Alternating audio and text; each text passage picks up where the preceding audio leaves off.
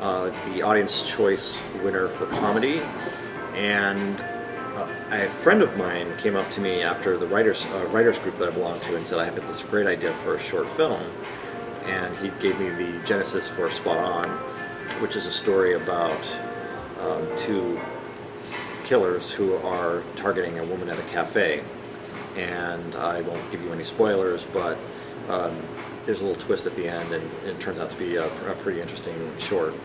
And it was produced in one day, and we shot it in Palm Coast, Florida, at the European Village Cafe, and my backyard. And what I did, it was created a roof top set in my backyard with green screen behind it, behind my actors, and it just turned out really well. I was really surprised.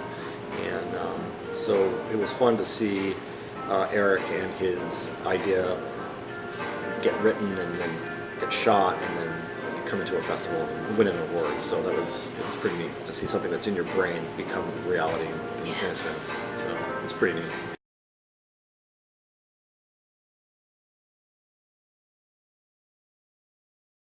I love horror.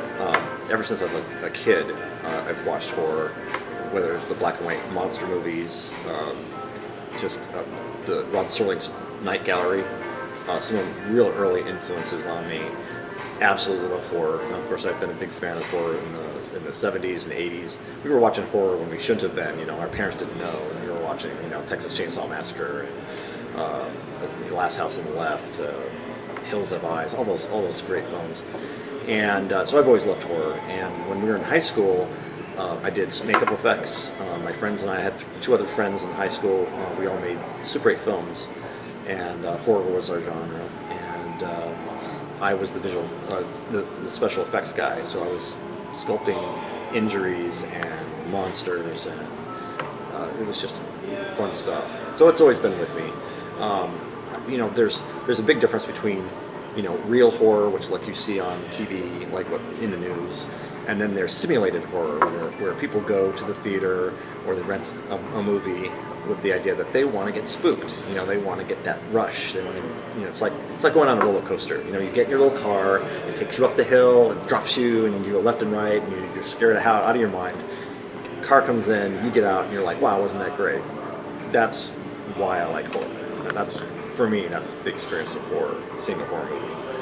And there's various degrees of horror, but I like mainstream and a little bit more graphic horror. So yeah, I love that stuff. It's great.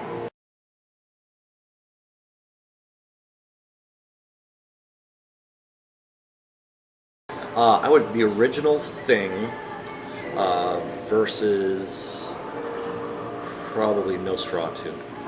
See those two go at it. That would be interesting. Yeah. That would be quite a show, I think. Oh yeah.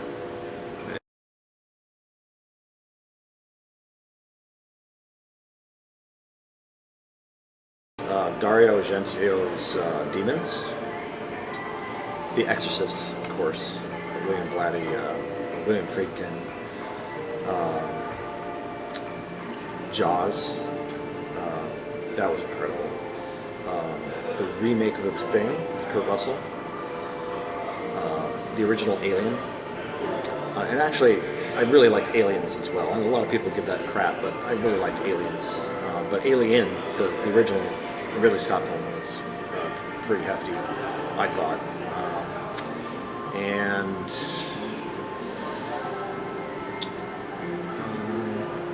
I would say I really liked The Taking of Deborah Logan. Well, actually, that's recent. That's a recent film. But no, I guess that does it for me. Oh, The Shining.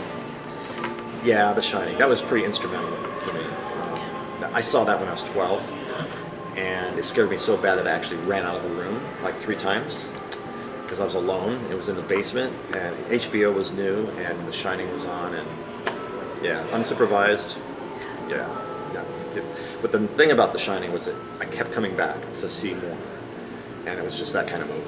The acting was so strong, and the visuals were so strong that it just kind of pulls you back, even at 12 years old. So, yeah, those are my favorites.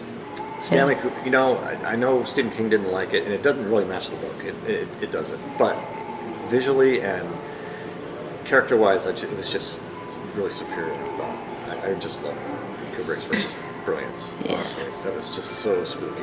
My favorite scene out of The Shining was when Danny's riding his big wheel, and he goes around that left turn, and there's the two girls, and they start talking to him. It's like, oh, that scared the crap out of me. That was really frightening. So yeah, that's my favorite scene.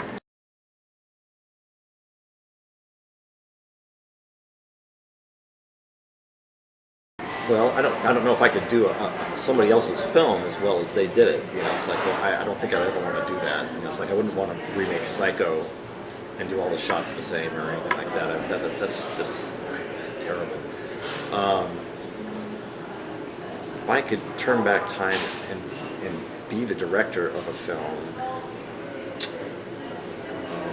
I would say American Werewolf in London. I would have loved to have directed that film. When you have that kind of visual effects powerhouse behind you, doing those makeup effects, practical makeup effects, it just must have been great stuff. Yeah. So yeah, American Werewolf in London, I would love to have been involved in that, or directed that movie, I'm sure. Yeah. But of course, nobody does it like the directors that actually shot these films. Nobody does it like they do. So.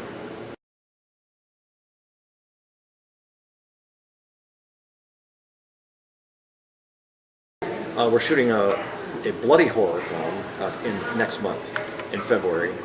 Gary Lester is an award-winning documentarian and filmmaker here in Daytona Beach, and he and I have been working together for about 6 or 7 years now, actually more like 8.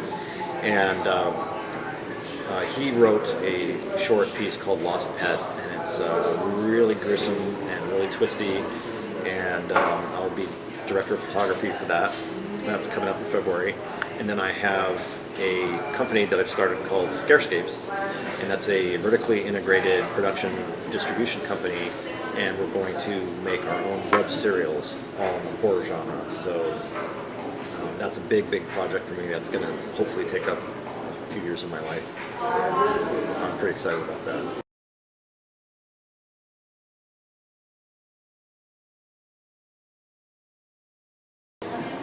You can find me on Twitter with the handle @DKarner, DKARNER, on Twitter, and that's pretty much my main social media handle or social media outlet.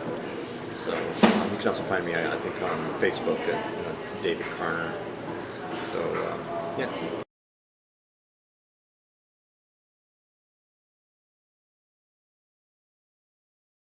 My name's Dave Karner, and I'm a horror writer and director, and you can check me out on QTPie.com.